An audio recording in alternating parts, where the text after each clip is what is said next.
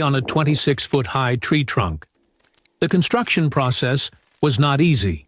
Each piece of wood was cut, pulled up, and assembled by hand using ropes, pulleys, and human strength.